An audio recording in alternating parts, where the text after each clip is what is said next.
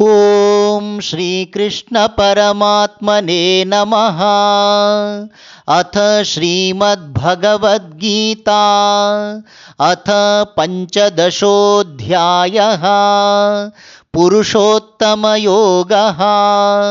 ಶ್ರೀಭಗವಾನುವಾಚ ಊರ್ಧ್ವಮೂಲಮಧಃ ಶಾಖಂ ಅಶ್ವತ್ಥಂ ಪ್ರಾಹುರವ್ಯಯಂ ಛಂದಾಂಸಿ ಯಸ್ಯ ಪರ್ಣಾನಿ ಯಸ್ತಂ ವೇದ ಸ ವೇದವಿತ್.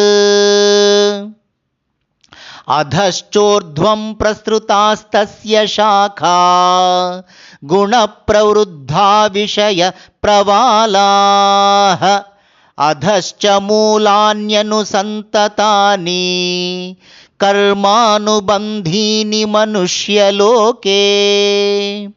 ನ ರೂಪಮಸ್ಯೇಗ ತಥೋಪಲಭ್ಯತೆ ನಾಂತೋ ನ ಚಾದಿರ್ನ ಚ ಸಂಪ್ರತಿಷ್ಠಾ. ಅಶ್ವತ್ಥಮೇನಂ ಸುವಿರೂಢಮೂಲಂ ಅಸಂಗಶಸ್ತ್ರೇಣ ದೃಢೇನ ಛಿತ್ವಾ ತತಃ ಪದಂ ತತ್ಪರಿಮಾರ್ಗಿತವ್ಯಂ ಯಸ್ಮಿನ್ ಗತಾ ನ ನಿವರ್ತಂತಿ ಭೂಯಃ. ತಮೇವ ಚಾದ್ಯಂ ಪುರುಷಂ ಪ್ರಪದ್ಯೆ ಯತಃ ಪ್ರವೃತ್ತಿ ಪ್ರಸೃತಾ ಪುರಾಣಿ. ನಿರ್ಮಾನಮೋಹಾಜಿತ ಸಂಗದೋಷಾ ಅಧ್ಯಾತ್ಮ ನಿತ್ಯಾ ವಿನಿವೃತ್ತ ಕಾಮಾಃ. ದ್ವಂದ್ವೈರ್ವಿಮುಕ್ತಾಃ ಸುಖ ದುಃಖ ಸಂಜ್ಞೈಃ ಗಚ್ಛನ್ತ್ಯಮೂಢಾಃ ಪದಮವ್ಯಯಂ ತತ್. ನ ತದ್ಭಾಸಯತೆ ಸೂರ್ಯೋ ನ ಶಶಾಂಕೋ ನ ಪಾವಕಃ ಯದ್ಗತ್ವಾ ನ ನಿವರ್ತಂತೆ ತದ್ಧಾಮ ಪರಮಂ ಮಮ. ಮಮೈವಾಂಶೋ ಜೀವಲೋಕೆ ಜೀವಭೂತಃ ಸನಾತನಃ. ಮನಃಷಷ್ಠಾನೀಂದ್ರಿಯಾಣಿ ಪ್ರಕೃತಿಸ್ಥಾನಿ ಕರ್ಷತಿ. ಶರೀರಂ ಯದವಾಪ್ನೋತಿ ಯಚ್ಚಾಪ್ಯುತ್ಕ್ರಾಮತೀಶ್ವರಃ. ಗೃಹೀತ್ವೈತಾನಿ ಸಂಯಾತಿ ವಾಯುರ್ಗಂಧಾನಿ ವಾಶಯಾತ್.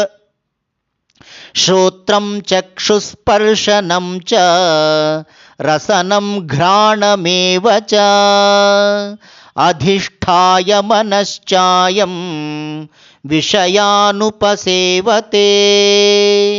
ಉತ್ಕ್ರಾಮಂತಂ ಸ್ಥಿತಂ ವಾಪಿ ಭುಂಜಾನಂ ವಾ ಗುಣಾನ್ವಿತಂ ವಿಮೂಢಾನಾನುಪಶ್ಯಂತಿ ಪಶ್ಯಂತಿ ಜ್ಞಾನಚಕ್ಷುಷಃ. ಯತಂತೋ ಯೋಗಿನಶ್ಚೈನಂ ಪಶ್ಯಂತ್ಯಾತ್ಮನ್ಯವಸ್ಥಿತಂ ಯತಂತೋಪ್ಯಕೃತಾತ್ಮಾನೋ ನೈನಂ ಪಶ್ಯಂತ್ಯಚೇತಸಃ. ಯದಾದಿತ್ಯಗತಂ ತೇಜೋ ಜಗದ್ಭಾಸಯತೆಖಿಲಂ ಯಚ್ಚಂದ್ರಮಸಿ ಯಚ್ಚಾಗ್ನೌ ತತ್ತೇಜೋ ವಿದ್ಧಿ ಮಾಮಕಂ. ಗಾಮಾವಿಶ್ಯ ಚ ಭೂತಾನಿ ಧಾರಯಾಮ್ಯಹಮೋಜಸಾ ಪುಷ್ಣಾಮಿ ಚೌಷಧಿ ಸರ್ವಾಃ ಸೋಮೋ ಭೂತ್ವಾ ರಸಾತ್ಮಕಃ. ಅಹಂ ವೈಶ್ವಾನರೋ ಭೂತ್ವಾ ಪ್ರಾಣಿನಾಂ ದೇಹಮಾಶ್ರಿತಃ ಪ್ರಾಣಾಪಾನಸಮಾಯುಕ್ತಃ ಪಚಾಮ್ಯನ್ನಂ ಚತುರ್ವಿಧಂ. ಸರ್ವಸ್ಯ ಚಾಹಂ ಹೃದಿ ಸನ್ನಿವಿಷ್ಟೋ ಮತ್ತಸ್ಮೃತಿರ್ಜ್ಞಾನಮಪೋಹನಂ ಚ. ವೇದೈಶ್ಚ ಸರ್ವೈರಹಮೇವ ವೇದ್ಯೋ ವೇದಾಂತಕೃದ್ವೇದವಿದೇವ ಚಾಹಂ. ದ್ವಾವಿಮೌ ಪುರುಷೌ ಲೋಕೆ ಕ್ಷರಶ್ಚಾಕ್ಷರ ಏವ ಚ क्षरः सर्वाणि भूतानि कूटस्थोऽक्षर उच्यते उत्तमः पुरुषस्त्वन्यः परमात्मेत्युदाहृतः यो लोकत्रयमाविश्य बिभर्त्यव्यय ईश्वरः यस्मात्क्षरमतीतोऽहम् अक्षरादपि चोत्तमः अतोऽस्मि लोके वेदे च प्रथितः पुरुषोत्तमः यो मामेवमसम्मूढो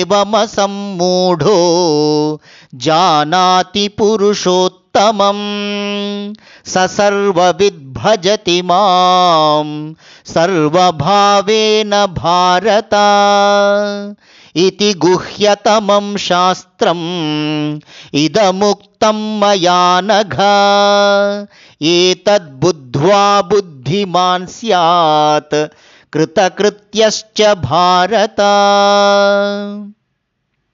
ॐ तत्सदिति श्रीमद्भगवद्गीतासु उपनिषत्सु ब्रह्मविद्यायां योगशास्त्रे श्रीकृष्णार्जुनसंवादे पुरुषोत्तमयोगो नाम पञ्चदशोऽध्यायः। हरिः ओं तत्सत्। श्रीकृष्णार्पणमस्तु।